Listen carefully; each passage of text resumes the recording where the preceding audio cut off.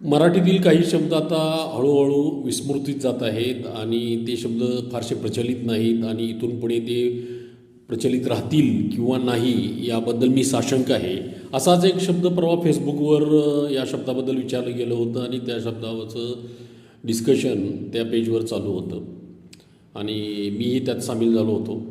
तर सर्वसाधारणपणे हा शब्द आहे हुरमुंज.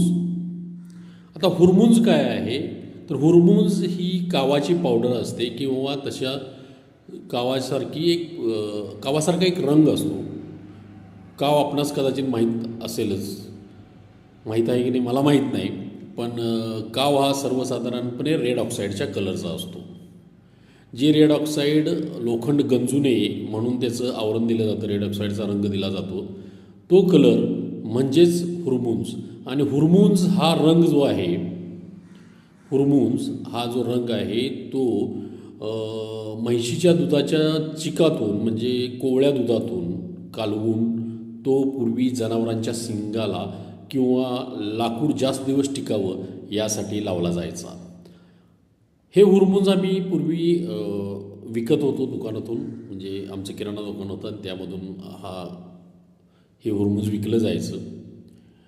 आता काव विकला जायचा आणि नेमकं काव किंवा हुरमुंज हा काय प्रकार आहे, तर रेड ऑक्साईडचं जास्त प्रमाण असलेला हा जो मातीचा प्रकार आहे त्यालाच हुरमुंज असं म्हटलं जातं.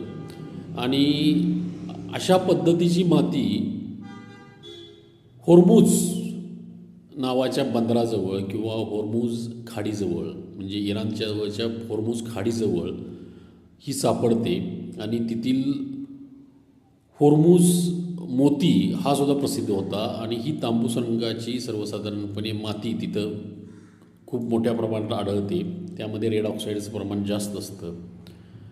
तर हा हुरमुझ पदार्थ आपणास माहीत होता का, कॉमेंटमध्ये जरूर कळवा. तसंच काव काही ठिकाणी आजही वापरला जातो. काव हा साधारणपणे ज्या वेळेला जमीन तयार करतात त्यावेळेला मातीत मिसळून तसं जमिनीचा रंग बदलण्यासाठी वापरला जातो. काही वेळा या रंगाला गेरू किंवा गेरुवा असा रंग म्हटलं जातं.